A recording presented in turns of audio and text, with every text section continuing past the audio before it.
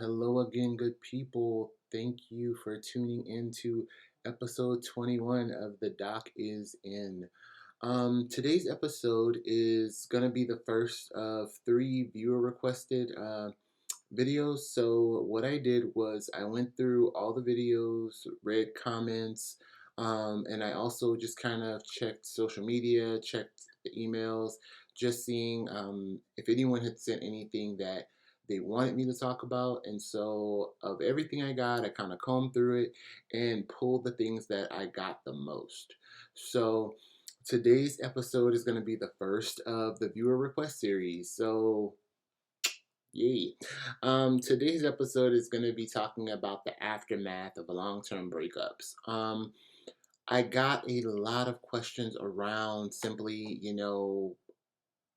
in the love cycle series, the last one was learning to know when it's time to let go.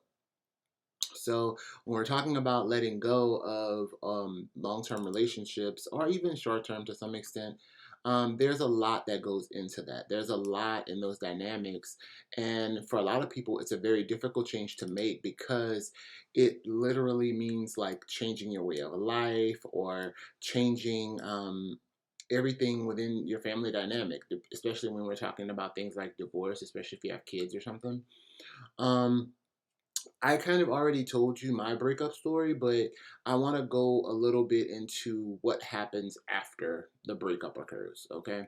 So we got up to the point where, hey, it's time to let go, but now what happens after you let go?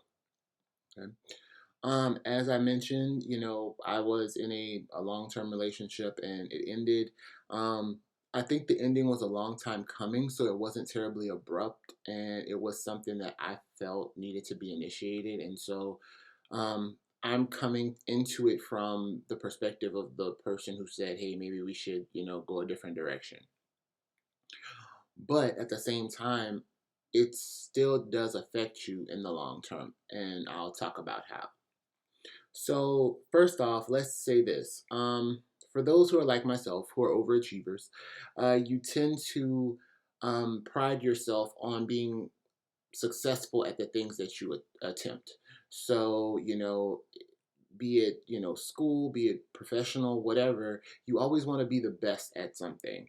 So, there's no other way to really look at divorce from a societal perspective, or even to some extent breakups from a societal perspective, other than something failed, something went wrong. So, for a lot of people, the reluctance to let go of the relationship is the reluctance to admit, hey, I failed at this. I was not good at making this particular situation work. Um, that can keep people in a very stagnant place. And I think afterwards, when the breakup does happen and it's finally over, you have all of these feelings of like, not regret, but there's like, I'm angry about the fact that this happened. I, envisioned something that was going to be forever, and clearly, forever, as Jasmine Sullivan says so eloquently, doesn't last too long these days. So, what happens? The first thing I think that happens is you will start to kind of push people away. And it's not that you're pushing them away intentionally, but it's almost a desire to be alone. Um, if you really integrated your ex into your family and into your social circle, it can feel a bit annoying when people continually ask about that person, because in your mind you're like, I don't know how they're doing, I don't really care, I just want to move on. It can also be a little bit off-putting because generally I'm a believer in very clean breaks. I don't do the whole like lingering thing. I think that's weird. But for some people, they make it work. And for some people, you don't have a choice but to make it work because you share kids.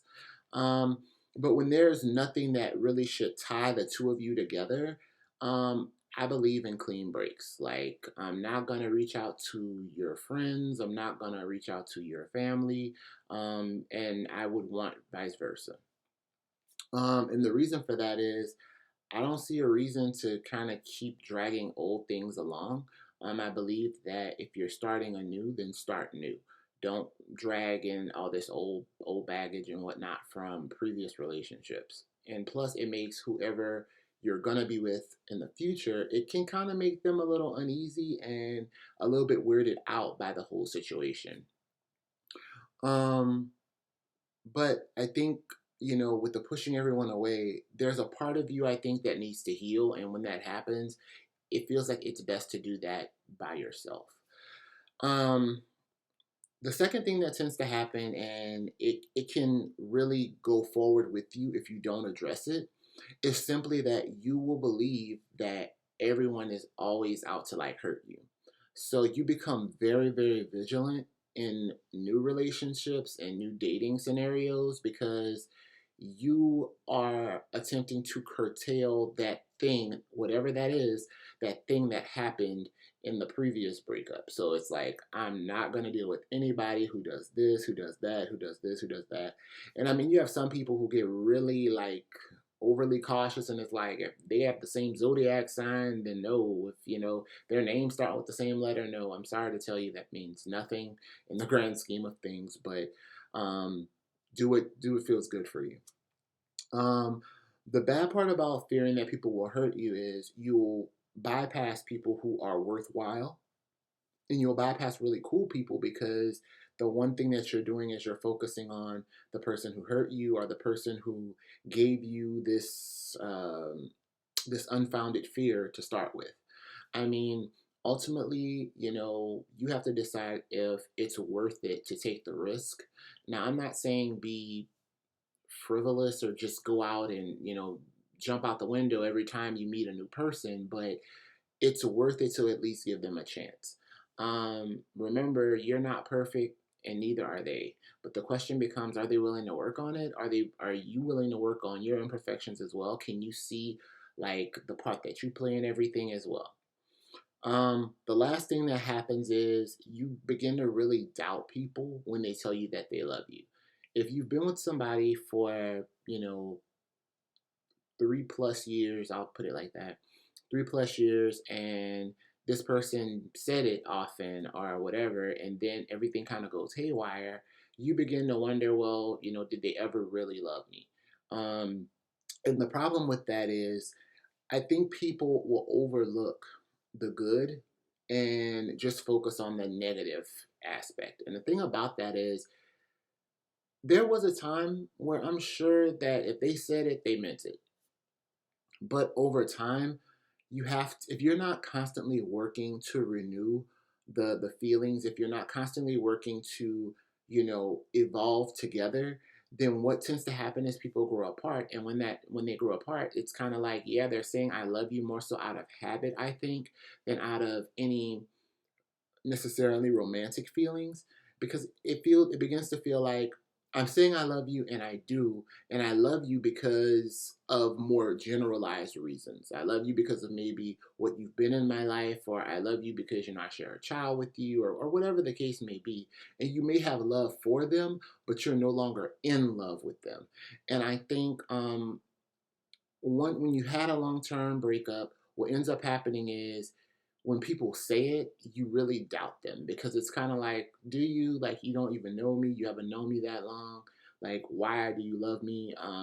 And then also, if there was anything about that previous partner that you couldn't handle, if you see even the slightest bit of it in the next person, it's like cut and dry. No, I'm not doing this again. That kind of situation. But what you don't realize is by doing that, you really do cheat yourself, and you do really like cut off and avoid what could have been a really great relationship had you been willing to talk through it. For guys, and I'm going to focus on guys right now because I mean, I think we probably are the greatest offenders where this is concerned. Um, because guys don't naturally process their feelings openly, and because we're not really taught how to say I'm emotionally hurting, and crying is never acceptable by societal standards for men, um, we tend to just push everything down and try to move forward. So we have to put on the brave face, and it's like, no, I'm fine. Nothing's wrong at all. I'm as great as I ever was, whatever the case may be. But in doing that, we're not addressing our feelings around the breakup. We're not addressing our feelings regarding what happened. And because we're not, they're sitting there just below the surface, which is where they will stay until we get to them. So the problem with that is if you keep those feelings just kind of bubbling just underneath, something else will trigger them. Something else will come along and somebody says something or does something, no matter how small, how insignificant, and maybe those feelings of sadness now quickly morph into anger because we needed to get them out. But if they can't come out as sadness, they're going to come out as something. If you can't speak your feelings, you will get to a point where your feelings are going to speak for themselves. And when that happens, it's usually not in a way that's positive at all. So I just want to really encourage guys, like if you're going through a breakup, see somebody about it, even if it means going to, a brother, uncle, another male who can maybe kind of empathize with you and just kind of be in that headspace. But talking about it, getting it out is a huge thing. And the reason for it is if you've been in a long-term relationship, I think for anybody who has been, you probably can understand this, you begin to set patterns. And when those patterns are completely disrupted, it can throw off the flow of the way you do things. If you're accustomed to having someone in the bed with you, if you're accustomed to coming home to someone, and all of a sudden you're not, you're going to find some way to cope with this. For some people, it's eating. For some people, it's drinking. For some people, it's becoming really promiscuous because it's like, well, I just need something to take my mind off of what I've been dealing with. So, I just always want to encourage you, like, find healthy coping skills and learning, to love yourself, I think, is one of the biggest ways to get past a long term breakup. Um, Again, I'm going to say the first thing you need to do is eliminate or stop all communication with the person that you broke up with. Um, if I mean, and I'm not saying it has to be forever, but I think for a while, you need to eliminate that communication because if you're not together anymore, what's the point? Like, why keep reopening an old wound? Um, by stopping the communication, you allow yourself to heal. You allow yourself to become more resilient, come back. Give yourself some time to just rest and learn to be alone again. Because the thing about it is, you can be with someone very easily, but learning how to be with yourself, learning how to appreciate yourself, it's a really good thing. And like not rushing into another relationship because a lot of people do that where they meet somebody on the rebound and then they want to rush forward with it. But the problem with doing that is when you're in a vulnerable state, you will accept something that's oftentimes not really acceptable. You will go with something just to have somebody there, and it's really not worth it. Um, and it's not fair to that person because it's not saying that they may be totally into you, whereas with you, it's like, well, I'm just kind of using you to get myself back together, and that's not fair. Work with someone on self-esteem. Work with someone on the feelings that you're feeling and process those. And the biggest thing above all else, really be good to yourself. Like, as I mentioned, a lot of feelings come along after a long term breakup. There's a lot of feelings of like, I failed at something, or was I not enough, or what should I do differently, that kind of stuff. But learn to be good to yourself and just love on you and just be like, you know what? Maybe I wasn't right for this person, but I'll be great for the next person. Also, learning from the mistakes of the first relationship so that you can go into the next one with a better outlook, a better understanding of where you make missteps, where other people make them as well. And I really want to focus on you focusing on your missteps. Like, it's easy to point out 50 things that somebody else did wrong, but you have to be able to say, but I also did these things and I could have done them differently. I hope this helps. I hope it helps. And for anybody out there getting over a breakup or considering a breakup, I mean, as always, try and work it out if you can. But if you can't, hey, you have to love yourself sometimes to be able to say, I love me more than I love this thing that we have that is kind of hurting me. So, All right, guys. Love y'all. Love yourselves. Go out, love somebody else. We'll all be better for it.